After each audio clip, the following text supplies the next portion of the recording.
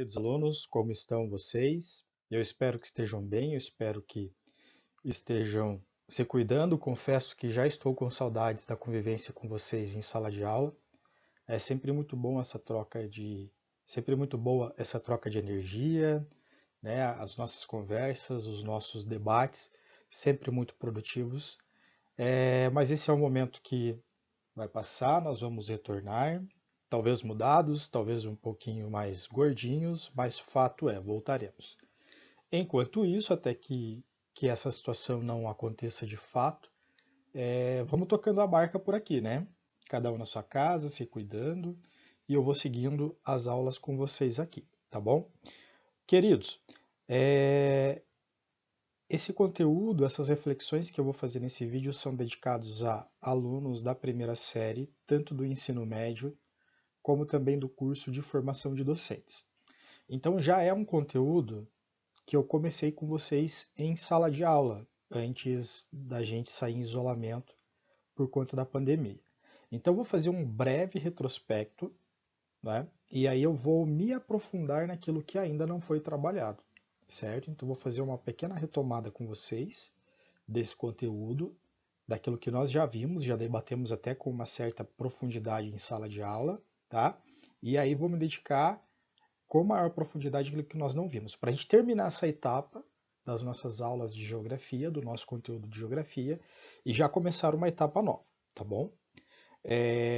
Abaixo desse vídeo, eu gostaria muito que vocês colocassem suas impressões, suas reflexões, seus comentários e também, caso queiram, contribuir com outras fontes, podendo ser imagens, podendo ser textos, podendo ser também vídeos. Vocês sabem que eu gosto muito de série, então de repente você identificou aqui algum conteúdo que se assemelha com alguma série que você assistiu. Fique à vontade para poder postar aqui. Vamos trocar essa figurinha aí juntos, tá bom? Então vamos lá.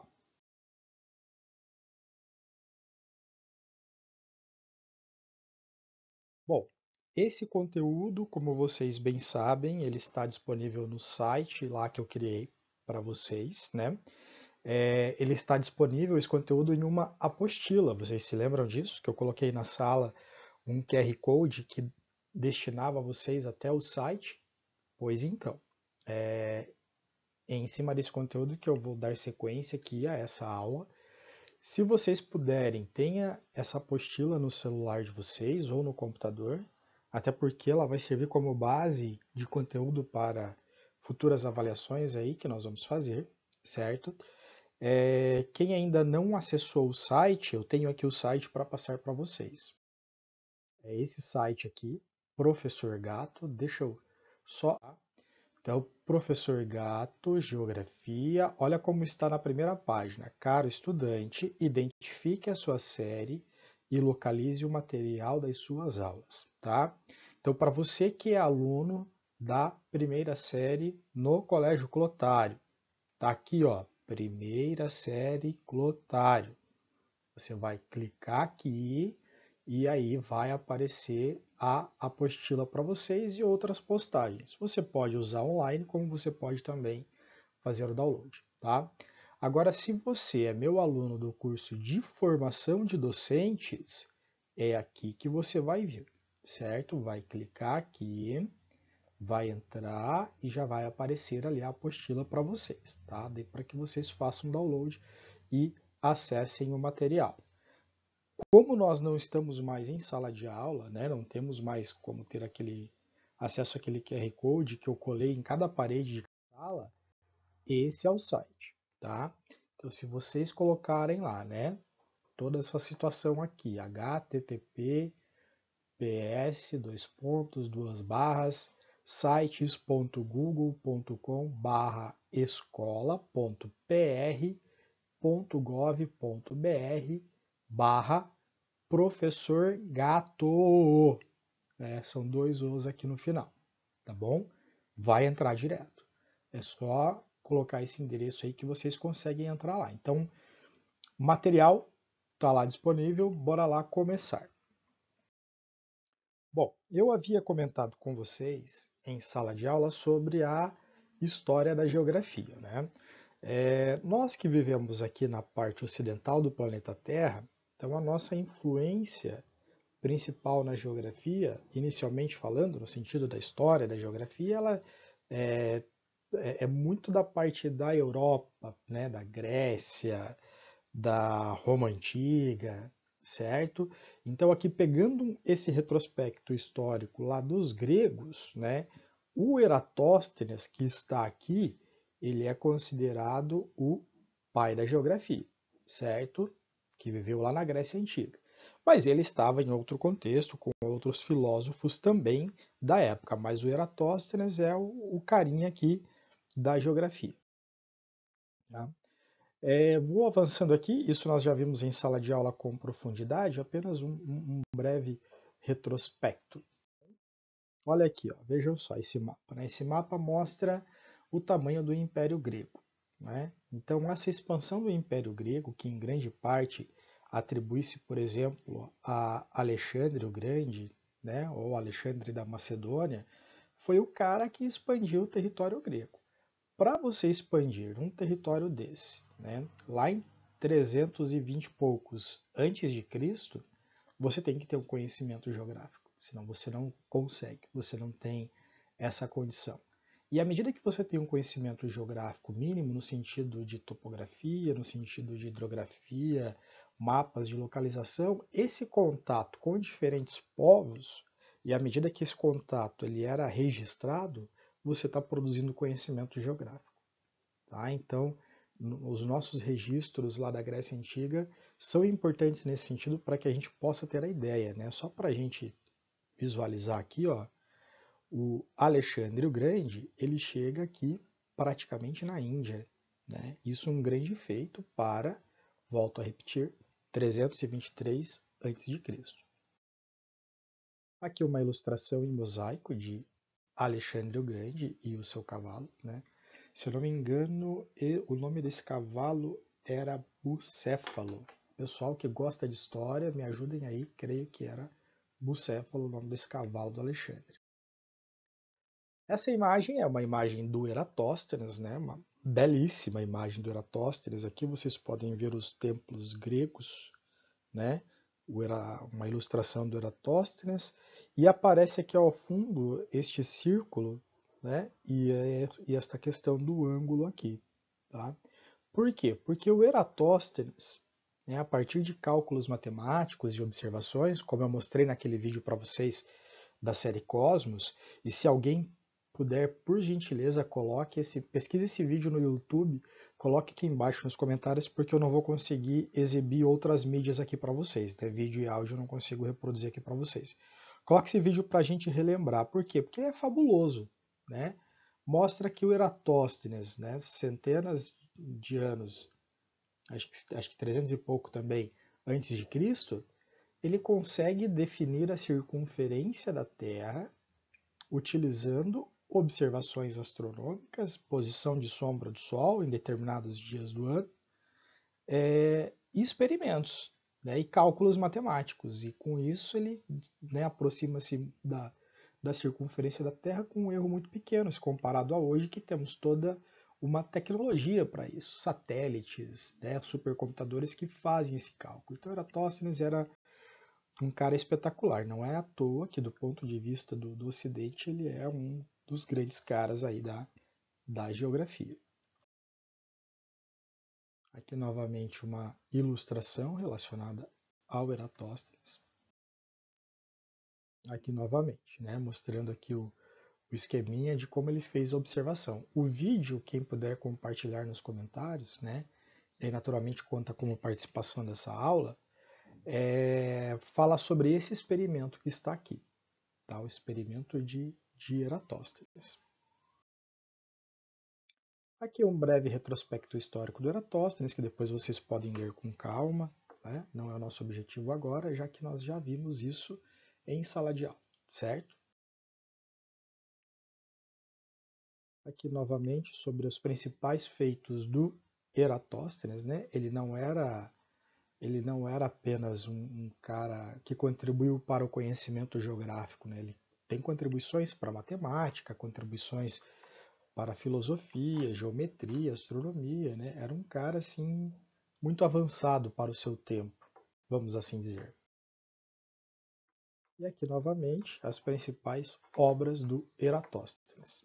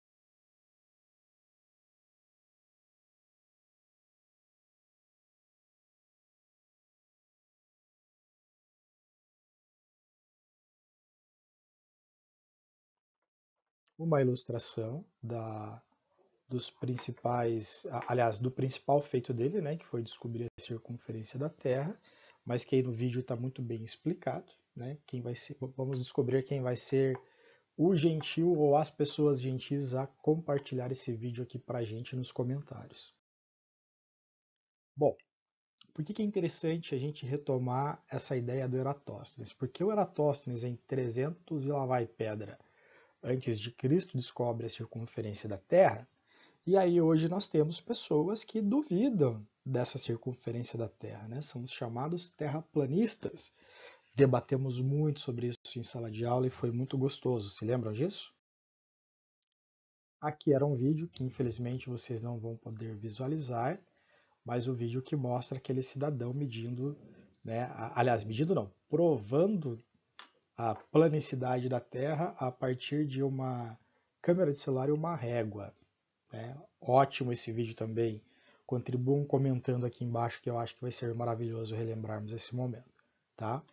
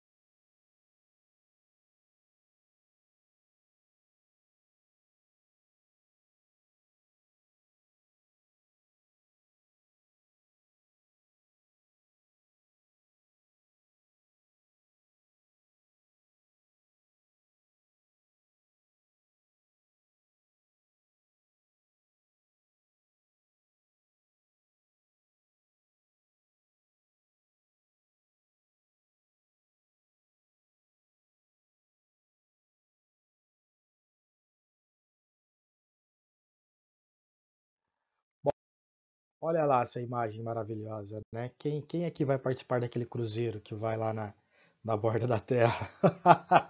Já compraram suas passagens? Quem vai comigo? Bora lá, pessoal? Topa? Né? Essa é maravilhosa também, né? Show de bola. Eratóstenes deve. O que restou do corpo de Eratóstenes deve estar se revirando no túmulo agora.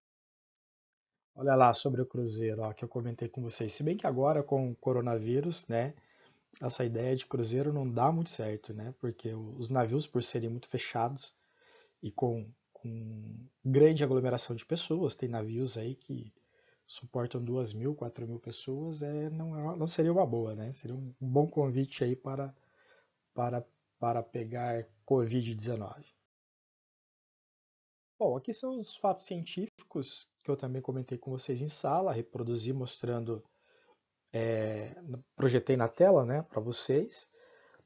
9 fatos científicos que você pode comprovar que a Terra não é plana. Ela não é redonda também. Não se pode falar que a Terra é redonda. É um círculo perfeito. Não, ela não é. Né? Ela tem um outro nome para isso, que nós chamamos em geografia de geóide elipsoide imperfeita. Né? Geóide resume bem a situação, mas ela também não é um círculo perfeito. Tá? Sobre o formato da Terra eu falo um pouquinho mais à frente quando falarmos sobre a astronomia, que vocês já até pesquisaram. Tá? Mas aqui você pode observar um barco, né? Olha aqui a observação do barco, para você ter uma ideia ali de que a Terra não é plana. Você pode olhar para as estrelas. Opa, acho que deu uma travadinha aqui, meus queridos. Espera lá. Aí, pode observar as estrelas, tá? Você pode assistir a um eclipse, né? Observar a sombra da Terra projetada na Lua, então tem que ser um eclipse lunar. Você pode escalar uma árvore ou subir num mirante bem alto e fazer observações. Você pode fazer uma viagem ao redor do mundo de um avião, mas de preferência na cabine do piloto.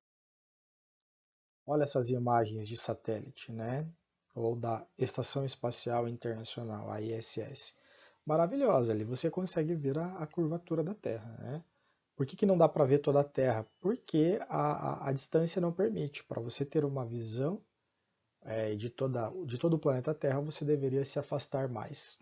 Então, como há uma certa estabilidade na órbita da Estação Espacial Internacional, então é isso que é possível ver. Né? Você não vê toda a curvatura da Terra, você não vê a Terra no todo, mas você vê ela, a curvinha dela ali, tá bom? Não é plana. Essa imagem comentei com vocês, que foram dos Jogos Olímpicos de Londres em 2012. Você pode fazer um experimento em casa, né?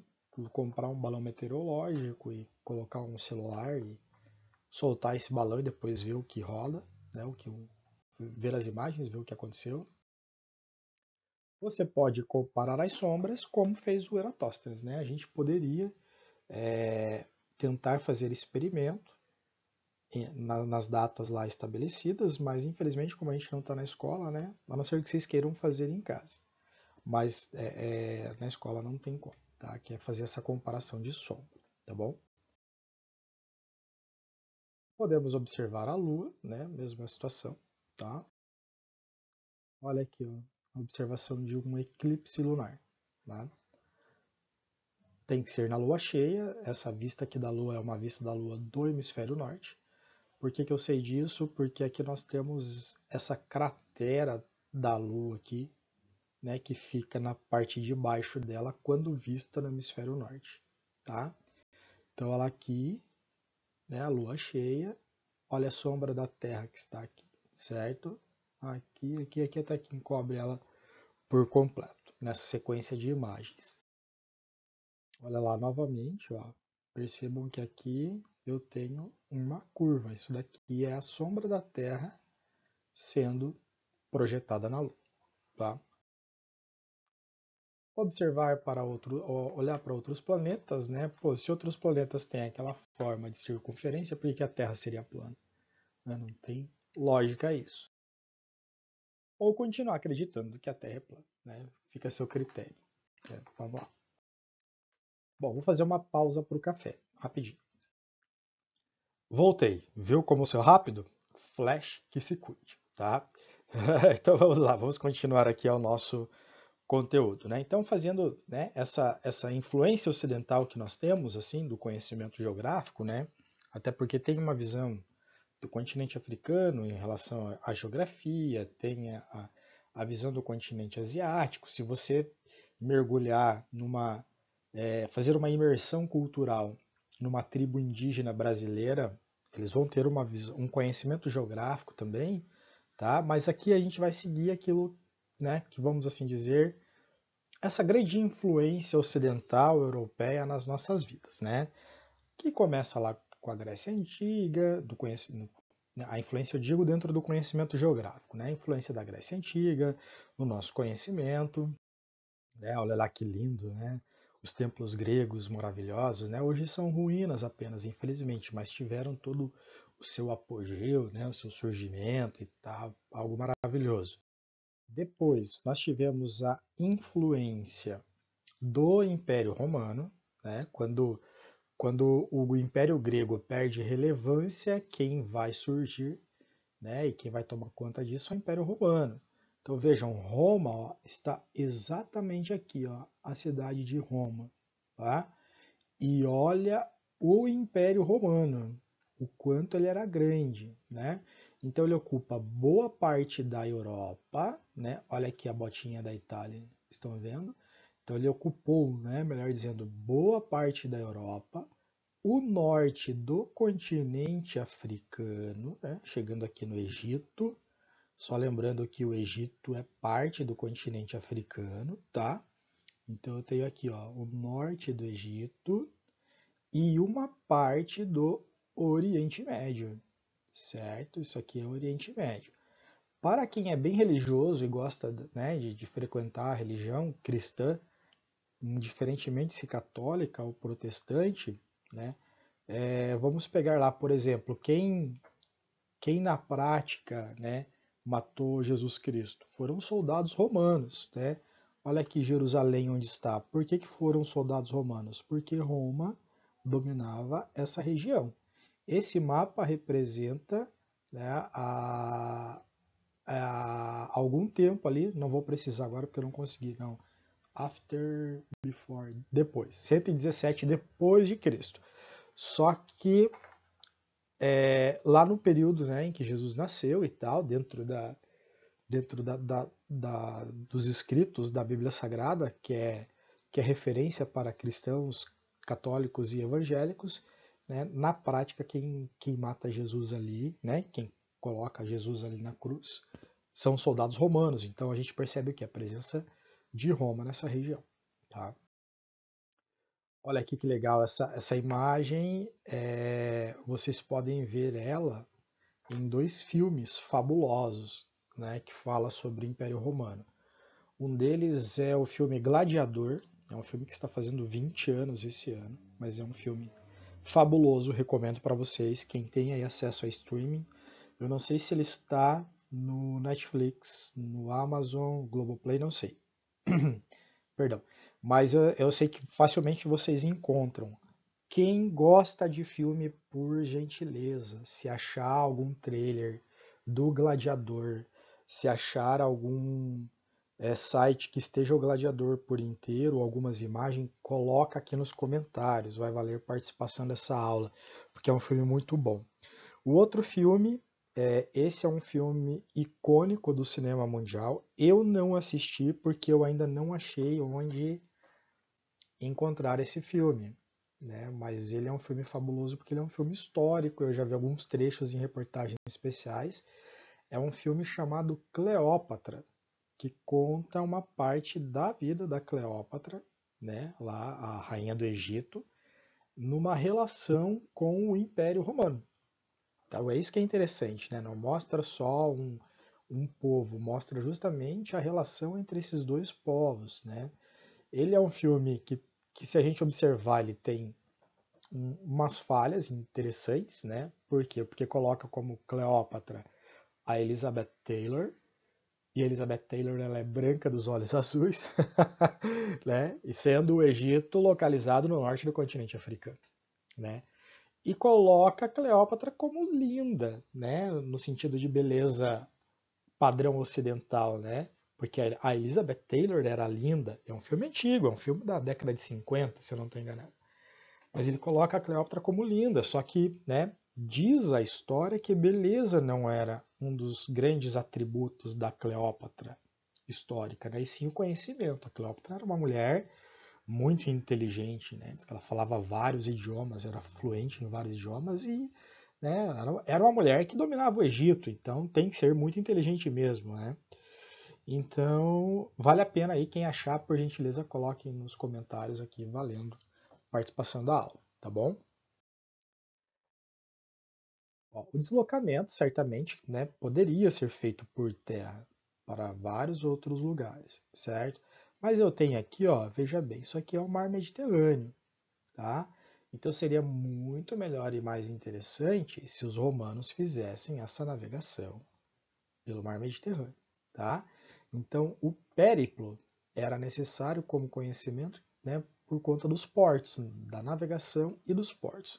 Então tanto Roma, tanto o Império Romano como o Império Grego, o conhecimento geográfico ele estava muito restrito a grandes mercadores com objetivo comercial e ao governo.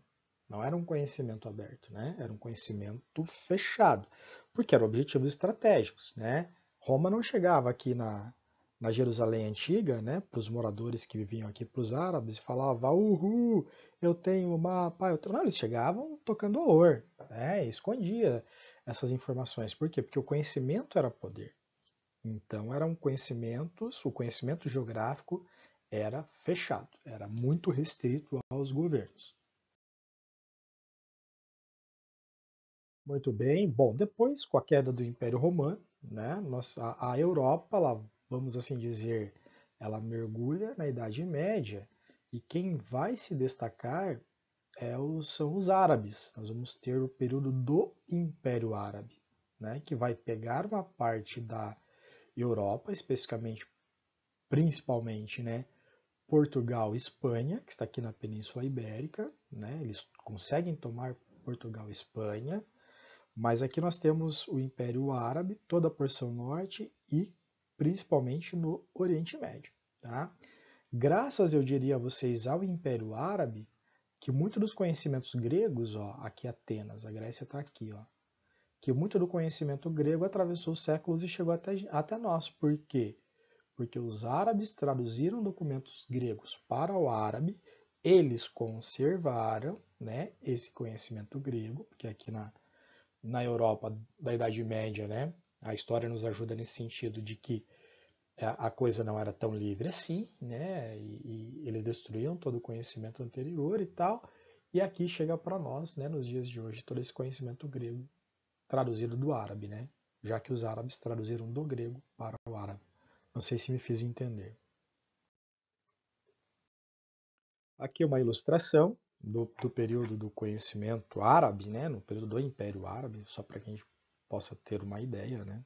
A gente, né, se a gente fizer uma análise dos livros didáticos que vocês usam, a gente vê uma influência europeia muito grande, né? Pouco se fala do, do, do, do conhecimento árabe, seja na filosofia, seja na geografia ou em outras áreas, tá? Tem um filme, esse filme está na Netflix, que mostra o Império Árabe sob a ótica da medicina. Mas não deixa de ser interessante para a gente perceber, o filme faz um paralelo, né? Como era a Europa nesse período de Idade Média e como era o Império Árabe também nesse período, né? Então a história de um rapaz que, enfim, sai da Europa e vai para alguma parte do Império Árabe, não vou detalhar para que vocês não tenham spoilers aí, ele vai fazer alguma coisa lá. Então assistam, é bem interessante para a gente fazer esse exercício de comparação. Tá? Bem legal mesmo, recomendo esse filme. Se algum de vocês, nobres alunos, puderem colocar o trailer aqui embaixo também, valendo participação, vai ser interessante. Tá? A participação e a importância do Marco Polo, também no conhecimento geográfico, navegador italiano, que chega até a China, né? E faz importantes trocas culturais. É muito bacana também no sentido do desenvolvimento do conhecimento geográfico. A serviço da coroa da Espanha e Pedro Álvares Cabral a serviço da coroa portuguesa, tá? Aqui nós temos um mapa que mostra bem, né, uma dessas viagens, especificamente a do Cabral, tá? Que é essa linha vermelha. Ele sai de Lisboa, aqui em Portugal. Então temos aqui, ó, continente americano, continente africano, Europa, Ásia, tá? Então, o objetivo das viagens, segundo a história nos conta, era traçar uma nova rota comercial para chegar na Índia. A Índia é aqui, ó. Existia a rota por terra? Existia, tá? Mas por algum motivo, sei lá, para evitar saque, porque a pé era mais cansativo, porque a pé demorava muito e não dava para trazer tanta mercadoria, então, sei lá, vamos fazer um novo caminho para chegar até a Índia. Esse novo caminho era um caminho marítimo, certo? Aqui, ó, contornando praticamente todo o continente africano para poder chegar aqui na Índia, tá? Ah, professor, mas por que que não abrir uma valeta aqui e eles viriam pelo mar Mediterrâneo até aqui, atingir o Mar Vermelho? Na realidade, nessa época, ainda não existia, vamos assim dizer, uma tecnologia o suficiente para isso. Foi feito depois. Hoje já existe, né? Se você tiver um iate, por exemplo, né, e você está aqui em Portugal, você, sei lá, vou para a Índia. Você vem aqui pelo mar Mediterrâneo, tchu, né? Para aqui na Itália, vou tomar um café aqui na Itália. Depois vem aqui para a Grécia, vou tomar um café na Grécia. Você chega aqui e você atravessa. É o chamado canal de Suez, que é um canal artificial, tá? Passa aqui pelo Mar Vermelho, chifre da África, bum, cheguei na Índia. Só que nós estamos falando de século XV, final do século XV, início do século XVI, então não tinha aquele canal. Então você tinha que dar essa volta aqui no continente africano. Conta-nos a história que, né, o Pedro Álvares Cabral, ele sai aqui de Portugal e, oh my God, me perdi, cheguei aqui na Índia, cheguei num lugar será que é a Índia? Um monte de mulher seminua na praia, jogando vôlei com coco. Brincadeira, o vôlei com coco é por minha conta, tá? E aí depois ele segue viagem, né? Claro que a gente sabe que os meandros históricos aí nos contam outra coisa, e aí eu vou deixar o professor de história explorar com vocês, tá? Mas só para a gente poder entender a questão do conhecimento. Gente, o cara acorda à toa, assim, do nada, tipo, vou para a Índia? Não. Vou descobrir o Brasil, vou lá, né, tomar um suco, tomar uma água de coco com as Índias em Porto Seguro, pegar um bronze lá em Porto Seguro. Também não. Então isso daqui era a apropriação de conhecimento geográfico já existente e contribuição e produção de conhecimento geográfico. Vocês entenderam? Tá? Porque do nada o cara não vai. E também, a partir do momento que ele vai, ele não deixa de produzir coisa, ele produz. Então nós temos uma produção geográfica enorme, um avanço gigantesco para a cartografia. Se descobriu um novo continente, cidadão. Olha lá, vamos ver aqui, ó. Aqui, ó. Deixa eu pegar esse daqui, né? O cara que vinha pegar pedra preciosa, comprar pedra preciosa aqui na Índia para poder levar aqui na Europa, ele não chegava aqui em Lisboa e falava: ora, pois eu tenho um mapa do tesouro da Índia. Não chegava mostrando para todo mundo correndo pelado que nem um louco nas ruas: eu tenho um mapa, eu tenho um mapa. Não fazia isso, né? Era estratégico. Ele tinha que esconder esse negócio. Enfim, vamos na sequência. Olha o mapa do continente americano, focando especificamente na América do Sul, né? Também feito em um período em que não se tinha grandes tecnologias aplicadas à cartografia para a produção desse tipo de mapa. Era tudo através da observação, cálculo, né? Negócio fabuloso, né? E tal qual mapas antigos, nós temos aqui alguma coisa relacionada à hidrografia, né? Rios e tal, e ilustrações, né? Aquilo que eles viam em relação à vegetação, em relação a pessoas, em relação à própria fauna, acabava sendo inserido aqui nesse mapa. Aqui nós já temos um outro mapa, né? Esse aqui é de 1626, como vocês podem ver que está aqui, né? Para um mapa de 1626, ele é fabuloso também.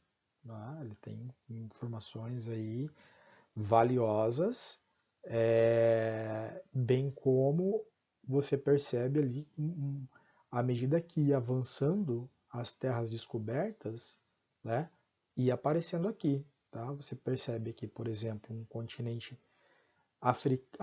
americano na sua subdivisão América do Sul com maior número de detalhes, mas você não tem uma América do Norte tão detalhada assim, né?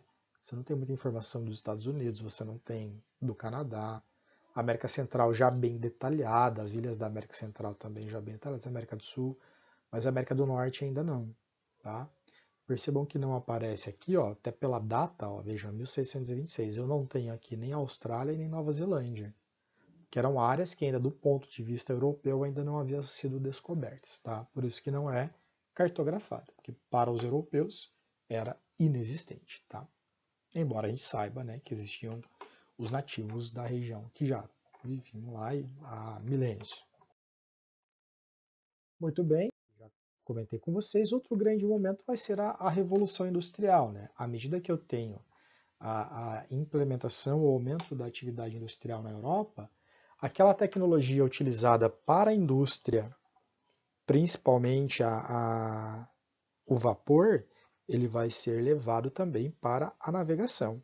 Então, olha aqui, eu tenho uma área industrializada, como vocês podem ver, nesta área aqui, e eu tenho aqui, ó, olha o detalhezinho que está aqui, né? A tecnologia do vapor num barco. Os barcos ainda eram a vela, a sua grande maioria, né? É assim que os navegadores portugueses chegavam ao Brasil nessa época, mas eu já tenho aqui o vapor. Isso vai fazer o quê? Ampliação do conhecimento geográfico, novas rotas marítimas e maior velocidade nas travessias transoceânicas, tá? Belezinha, minha gente? Muito bem. Então, a geografia, a partir do século XVIII, né, nós chegamos ali na Revolução Industrial, é a partir do século XVIII que vão surgir as primeiras escolas geográficas, como vocês bem estão vendo aqui. Tá? Essas escolas geográficas, como nós já comentamos em sala, elas vão trazer para a gente as correntes do pensamento geográfico. Tá? Então, uma das primeiras escolas geográficas a ter destaque é a escola geográfica alemã, a partir da teoria do determinismo ambiental, que nós debatemos lindamente isso em sala de aula, né?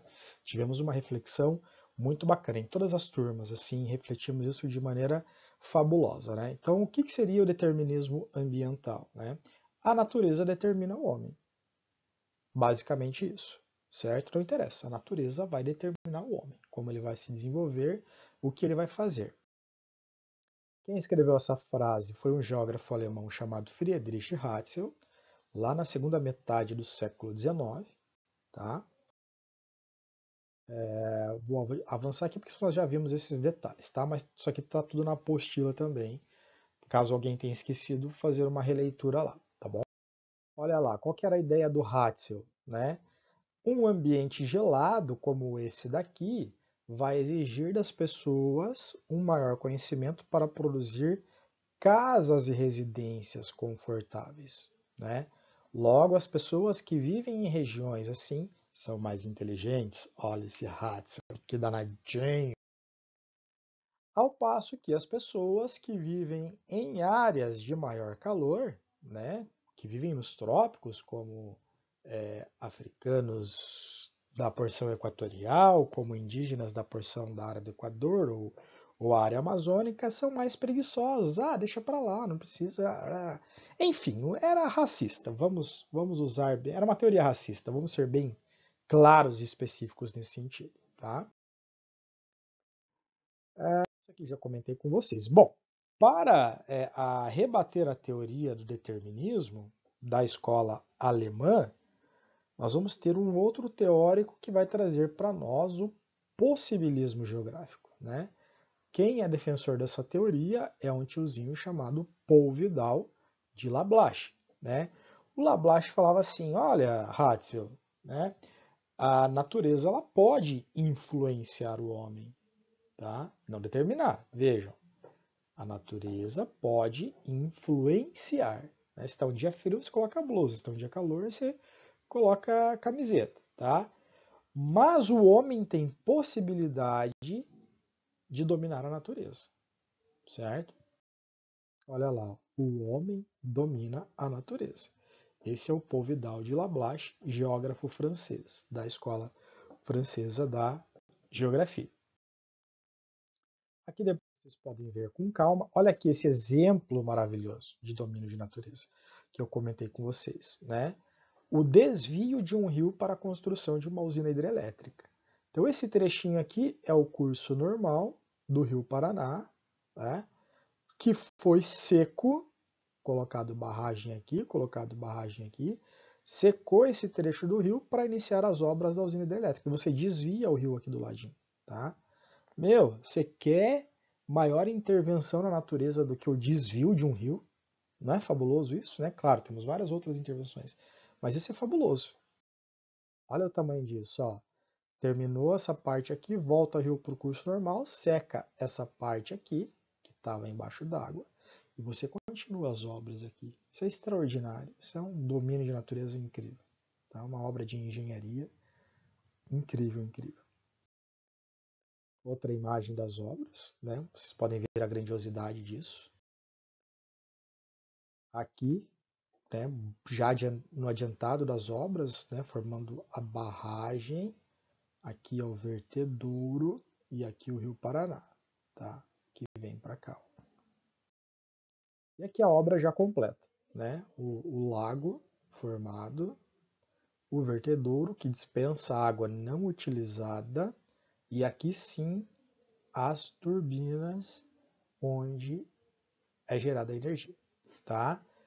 Por uma dimensão de tamanho, olha o tamanho dos ônibus que estão aqui com turistas, o tamanho dos carros, as pessoas aqui, né? Foi durante muito tempo a maior usina hidrelétrica do mundo, hoje é a segunda maior usina hidrelétrica do mundo. Muito bem. Próximo, geografia regional ou método regional. Esse método regional, né, ou geografia regional, o que os geógrafos fazem, né, o que eles se dedicavam? Coletar informações de lugares diferentes da Terra, de diferentes informações do planeta Terra e categorizar isso em regiões, certo? Vamos aqui pegar um exemplo. Olha aqui, ó, a divisão do planeta Terra em regiões, tá? Continente americano, mas aí separando, né, o que é a América do Sul, o que é a América Central ou Insular, a América do Norte, porque tem diferenças, né? Continente africano, Antártida, Oceania, Ásia e Europa, certo? Isso até foi um trabalho que eu passei para vocês ali dos países, né, das capitais, foi isso mesmo. Divisão regional do Brasil, região norte, região nordeste, região centro-oeste, região sudeste e a região sul, que é onde nós moramos, tá?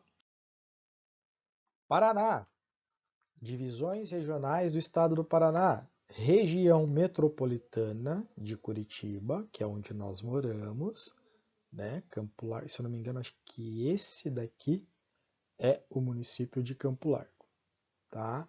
Antes de morar em Campo Largo, eu morava na região central. Morei em Marilândia do Sul e morei em Londrina, depois de para Campo Largo, tá? Foz do Iguaçu está na região oeste. Olha aqui, ó, tá? Bem aqui na fronteira entre Paraguai e Argentina, tá bom? Quando vamos para a praia, descemos aqui na parte do litoral, que faz parte da região metropolitana de Curitiba. Muito bem, geografia pragmática Nova geografia, geografia teorética ou quantitativa. Queridos, aqui nós temos a matemática e a estatística explicando todas as situações, né? Essa necessidade de dar uma exatidão aos fatos apresentados. É matemática na geografia, professor? Sim, é matemática na geografia, tá? Claro, existem algumas críticas e tal nesse sentido, né? Porque ela, por exemplo, se eu pegar uma análise de dados, né? Pego lá o censo de 2010, que é a contagem da população. Censo de 2010 do Brasil. E eu pego o censo de 2020, eu posso fazer uma comparação de números. Cresceu, não cresceu, diminuiu, não diminuiu, né? Uma das críticas é o que aconteceu nesse intervalo, tá? Por que cresceu? Por que diminuiu? Então a gente precisa de um conhecimento mais amplo nesse sentido, que naturalmente já existe, né? E essa questão numérica, ela desconsidera as particularidades, tá? Vamos pegar um momento bem atual, coronavírus. Eu estou gravando essa aula hoje, dia 6 de maio. Então, no dia 5 de maio, segundo a contagem dos órgãos oficiais, tiveram o registro de 600 mortes nas últimas 24 horas. Ponto. Esse é o dado, tá? Então isso é duro, isso é frio, isso é um número frio. Não fala as particularidades, né? 600 pessoas, mas eram 600 pessoas de onde? O que essas 600 pessoas faziam? Como elas contribuíam para a sociedade? E por aí vai. Esses dados não vão apresentando. E depois a gente tem uma vinculação maior com a geografia do campo social para a gente compreender e perceber isso, tá bom? Aqui somente os dados, isso eu já expliquei para vocês em sala de aula, né?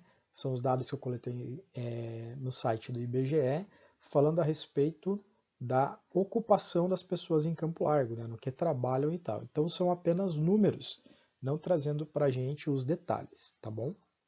Apenas o cálculo real. 1 mais 1, 2. Mas ninguém sabe, né? O processo de fazer essa conta, quem fez essa conta, em que condições essa conta foi feita, esse é o resultado, por que é o resultado, e por aí vai.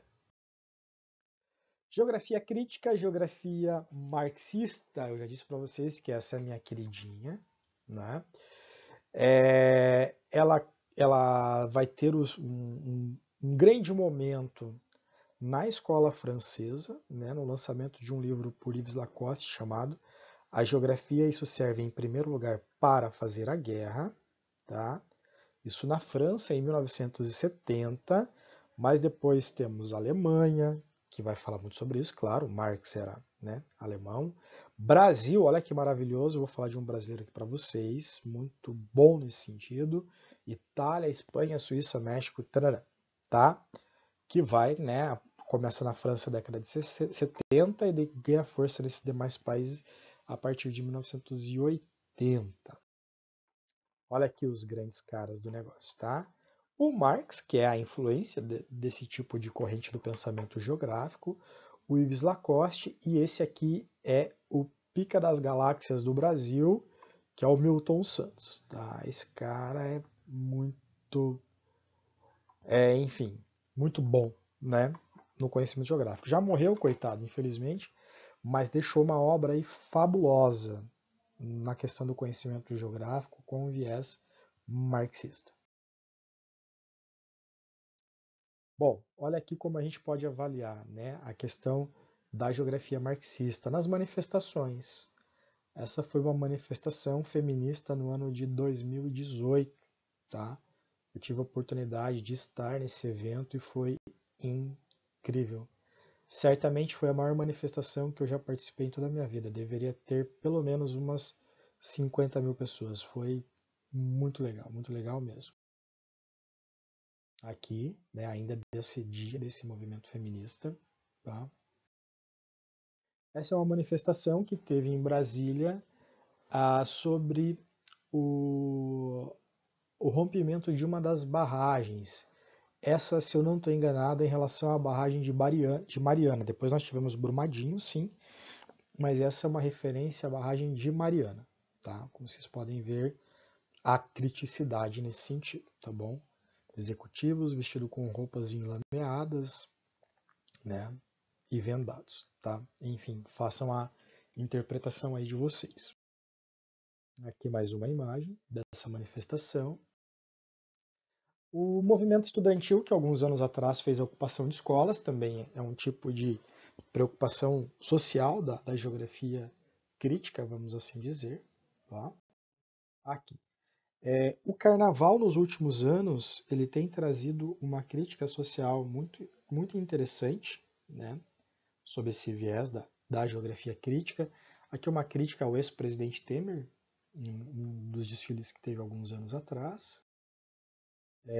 Aqui em relação, também nesse mesmo período do carnaval, uma crítica à reforma trabalhista, né, que modifica muita coisa dentro dessa reforma. Tá? Aqui no desfile da Mangueira, nesse ano que ela foi campeã, é uma crítica muito grande em que ela muda o termo ordem e progresso e coloca índios, negros e pobres. Por quê? Porque o enredo da Mangueira nesse ano foi justamente quem conta a história do Brasil, né? Então a gente não vê falar muito sobre indígenas nos livros de história. Só aquela ideia do mataram um monte de índios, do genocídio e tal, tá, mas é só isso, o índio só veio para a terra para morrer? Não. Qual que é a contribuição dele no sentido? O que aconteceu com os negros libertos após a abolição do trabalho escravo? Quem conta a história dos pobres? Então, uma crítica muito grande em quem conta a história do Brasil. Essa parte era uma parte do desfile bem bacana, né? Aqui nós temos os quadros, geralmente pessoas brancas, ricos ou religiosos nesses quadros, depois de um determinado momento eles mudam aqui e vêm negros, índios para cá. Muito interessante isso daqui, bem legal, do ponto de vista crítico, muito bacana. E aqui a Mangueira, nesse mesmo desfile, encerra o desfile falando a respeito da vereadora Marielle Franco, né, por ser uma feminista, por ser uma mulher negra e, claro, né, teve a sua história interrompida ali por um desastre, a respeito da contribuição dela nesse sentido, né? Aí mais específico para quem vive no Rio de Janeiro. Bom, olha só que interessante isso daqui, tá? Vou ler um trechinho para vocês para ficar melhor. Ó, o que a geografia crítica defendia, né? Uma mudança no ensino da geografia. Então, como assim? É uma mudança em que a educação ela estimulasse a inteligência e o espírito crítico. Tá? Então, ou seja, não é apenas a gente decorar, sei lá, todos os rios da Amazônia, decorar países e capitais do mundo, tal como era na geografia antiga, né? Na geografia tradicional. Não, é você ter um espírito crítico, certo? Então, ou seja, essa geografia ela tem uma aproximação muito grande com os movimentos sociais, tá? Mas o que busca? Ampliação dos direitos civis. Você, enquanto aluno, tem direito civil. Você, enquanto mulher, tem direito civil. Você, enquanto futuro universitário, tem direito civil. Você, enquanto cidadão dessa sociedade, tem direitos. E seus direitos estão sendo garantidos? Nós temos para todos os brasileiros uma educação de qualidade. Nós temos para todos os brasileiros moradia digna. Nós temos acesso à terra para quem quer produzir. Como é o combate à pobreza, né? E nesse momento que nós estamos nessa pandemia maluca aí, todos os alunos estão tendo acesso a essas aulas, tá? Então, isso é muito da geografia crítica, da geografia marxista. Tá? Uma comparação de como eram as escolas antigamente, né? E como seria o modelo ideal, tá? Um menor número de alunos, pensando na qualidade de ensino, como vocês podem observar nessa imagem. Esse é um modelo bacana também, de distribuição de sala de aula. Aqui também, né? Poucos alunos na educação infantil, porque aí o professor tem condições de dar um atendimento melhor para os alunos. Os movimentos sociais que eu comentei com vocês, né, que estava descrito no texto, o movimento dos trabalhadores sem teto, então esse é um movimento urbano que busca, né, acesso à moradia para as pessoas pobres. O movimento estudantil, como eu já comentei com vocês. o Movimento dos Trabalhadores Rurais Sem Terra, ou simplesmente MST, que luta por reforma agrária, que é um direito constitucional. Aqui novamente uma imagem do MST, né? Tranquilo? Muito bem, vamos à próxima pauta nossa, que é Geografia Humanística ou Cultural. Acho que vou fazer uma pausa para o café. Pronto, voltei. Eu sou muito rápido, meu Deus do céu. Vamos lá, meus queridos. Geografia humanística ou cultural. Isso aqui é muito interessante. Isso aqui é muito lugar. Por quê? Porque essa geografia, vou pegando aqui alguns pontos principais, ó, procura valorizar a experiência do indivíduo, né? Ou seja, a maneira de sentir das pessoas em relação aos seus lugares. Ali para frente eu vou trabalhar com vocês o conceito de lugar, tá? Mas inicialmente eu vou ficar aqui aos seus lugares. Ou seja, a cultura dos grupos. Então, para cada pessoa, para cada grupo humano, existe uma forma de ver o mundo. E essa forma de ver o mundo, ela é expressada através de atitudes e valores com o ambiente, tá? Qual que seria o conceito de lugar? O lugar é aquele ambiente em que o indivíduo aquele espaço em que o indivíduo se encontra ambientado, no qual está integrado, tem significância afetiva. Então, por exemplo, onde você mora, se você gosta, se você tem, né, uma significância afetiva, se você tem uma significância afetiva com esse local, tua casa, teu bairro, o sítio dos teus avós, né, a chácara que você frequenta, aquilo é o lugar, né, porque ele vai representar, tem uma representação afetiva para você aquilo, tá? E aí vejam só, olha aqui que bacana, ó, no sul, né? Para quem vive no sul e para quem gosta das tradições gaúchas. Você não precisa nascer no Rio Grande do Sul, né? Eu li eu vi uma entrevista outro dia bem interessante, né? Que a mulher falava assim: o gaúcho não é um nascer, é um querer ser, né? Ou seja, você não precisa ter nascido no Rio Grande do Sul para seguir as tradições gaúchas. É só você querer, tá?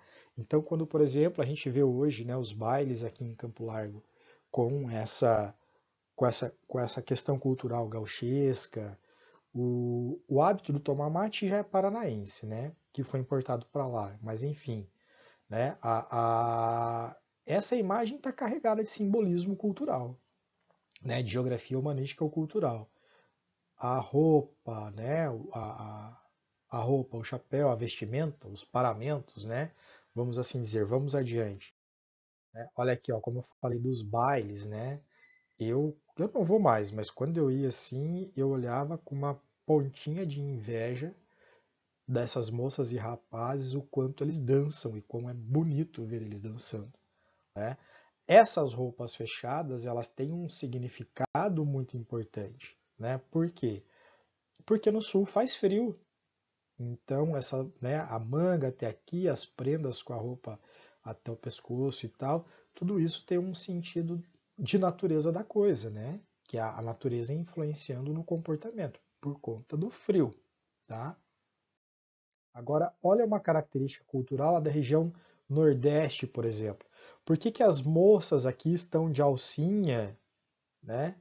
E não de prenda? Olha aqui, ó, elas estão com roupa curta aqui embaixo, elas estão com saias acima do joelho. Ah, porque o comportamento delas é mais promíscuo? Não, é por causa do calor. Simplesmente isso, por conta do calor. Ou vocês, meninas, desafio vocês agora, meninas que vão em baile.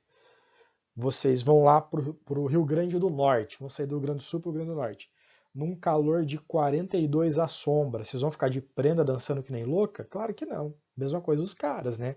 Roupa curta e tal. Isso aqui é frevo na realidade, né? Não é nem no Rio Grande do Norte. Mas só para a gente poder perceber, ou seja, a relação com o lugar, como isso chega à geografia cultural, tá? Olha aqui essa outra imagem também, ó. Percebam, né? Roupas curtas, né? Porque é calor, né? Isso aqui é uma tradição cultural, uma questão cultural lá do Nordeste brasileiro, tá? Que é muito quente, por sinal, também relacionado ao frio. Aqui é ainda Nordeste, mas nós temos um outro tipo de roupa feito totalmente com couro.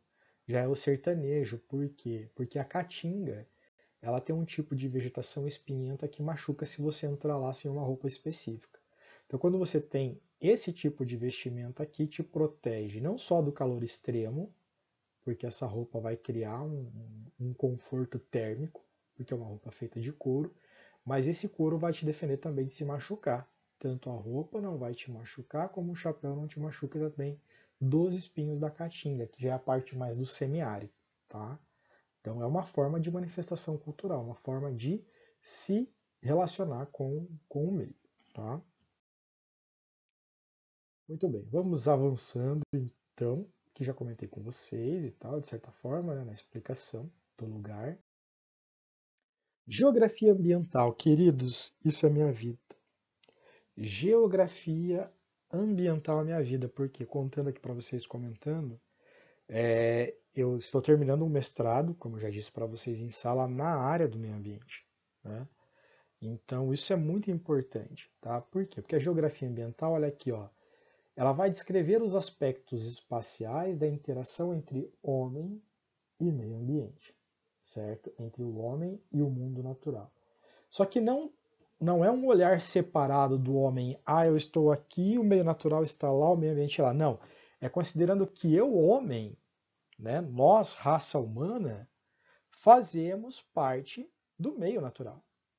Nós não somos uma raça à parte, nós somos parte disso, nós somos parte desse processo. Que sim nos distanciamos por conta do nosso processo histórico, mas ainda que estamos, né, interagindo. Vamos pegar o corona de novo. Da onde que o corona vem? Ele vem do meio da natureza e nos atinge porque nós somos natureza. Porque eu, homem, sou natureza. Tá? Aí eu preciso, para isso, ter conhecimento dos aspectos tradicionais da geografia física, e aí entra, por exemplo, as questões climáticas, né? a, a própria modificação do homem no espaço e no meio ambiente, e também da geografia humana. Por que, que ele faz isso? Por que, que o ser humano polui? Por que, que ele se relaciona dessa forma de um ambiente no qual ele mesmo faz parte? Tá? Então, e é o do momento, né? E é o do futuro isso. Se nós quisermos ter acesso à água, se nós quisermos ter um oxigênio de qualidade aí para o futuro, né? Se nós quisermos ter área agrícola e alimento de qualidade, nós temos de não é nem pensar, é além de pensar, é pensar, é a gente se sensibilizar e praticar a geografia ambiental, né, essas coisas sobre o viés do meio ambiente de forma adequada para garantir a nossa existência. Vejam o quão interessante é isso, né, para garantir a existência do homem na Terra. Tá? Me empolguei, desculpe. Sou assim mesmo. Muito bem. Bom, aqui já comentei com vocês, né? Tá? Olha lá que lindo, né? Essa ilustração é muito bonita para a gente pensar a nossa relação com o meio ambiente. Desafio a você. Vou lançar um desafio para vocês. Quem sabe até coloco como atividade avaliativa. Vou pensar. Né? Quantos de vocês já plantaram uma árvore? Não vale eucalipto e não vale pinos, que são espécies invasoras. Árvore nativa. Quantos de vocês já... Comenta aqui embaixo quem de vocês já plantou uma árvore. Tá? Inclusive, se tiverem fotos, eu aceito. E o desafio é vocês deverão plantar uma araucária, fazer uma muda de araucária. Tá? Agora é tempo de pinhão, separa um pinhãozinho aí para fazer uma mudinha. Eu quero ver depois o acompanhamento disso aí, vocês postando essas fotinhas. Falei árabe, vocês não entenderam, perdão. Essas fotinhas, tá bom? Vamos lá. Olha que bonitinho essas crianças, né? O que que elas estão aprendendo? Separação do lixo, tá? Olha aqui, ó.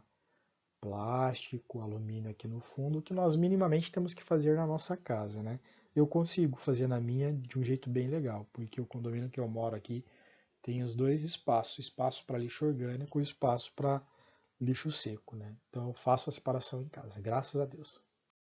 E por que abelha, né? Porque as abelhas estão acabando no mundo E a abelha é responsável pela polinização das plantas. Se não tiver abelha, não tem comida. Simples assim. Olha que bonitinho. Olha lá, questão da árvore, hein? Não esqueçam, quero ver vocês plantando uma árvore. Linda essa imagem. Maravilhosa, maravilhosa, maravilhosa. Outra imagem muito bonita também. Queridos, estamos encerrando esta aula fabulosa. Eu ia fazer 50 minutos, mas eu me empolgo falando, vocês sabem disso. Passou de 50 um pouquinho, mas não tem problema, tá? Nós vamos agora para as atividades dessa aula. Amados, muitos de vocês já começaram a fazer essas tarefas ou até já terminaram. Algumas turmas não. Então eu peço que vocês verifiquem lá no caderno, né? A que pé estão as atividades de vocês. Quais atividades? As atividades da apostila. Tá? Então, no final lá de Geografia Ambiental, nós temos lá questões para reflexão. São 16 questões. Tá? Eu preciso que vocês podem copiar e responder para ficar organizadinho o caderno de vocês até no momento do estudo, de 1 a 16, menos a 2. Tá? Eu sei que tem turmas que a gente está tipo na questão 7 já. Eu sei que tem turmas que a gente está lá na 8. Eu sei que tem turmas que nós não começamos, tá? Então é de 1 a 16 menos a 2. E tem turmas que já terminamos a atividade. Por que é importante que vocês façam? Para a gente frisar esse conteúdo, certo? E para que vocês possam estudar posteriormente, tá? Para ficar bem organizado no caderno de vocês. Menos a 2, 1 a 16, copiar e responder. Nós vamos ter um momento de correção virtual aqui, que eu já planejei. Só esperar aí, vou dar um tempinho para vocês, uma semaninha para que vocês façam isso e a gente dá início às correções, tá bom? Deixa eu ver aqui, ó, categorias de geografia vai ser a nossa próxima aula, não agora, porque já passou mais de uma hora, vai ficar muito cansativo, tá? Então, categorias de geografia vai ser a nossa próxima aula. Semana que vem, provavelmente, eu estarei postando aí para vocês. Vou encerrando por aqui, tá? Muito obrigado pela participação de vocês. O espaço abaixo é para a contribuição de vocês, com dúvidas, com vídeos, com interações da aula que eu pedi, né? Filmes e tal, etc. Foto de vocês plantando uma árvore aí, caso já tenham, tá? Façam tudo direitinho. Um abraço e até mais.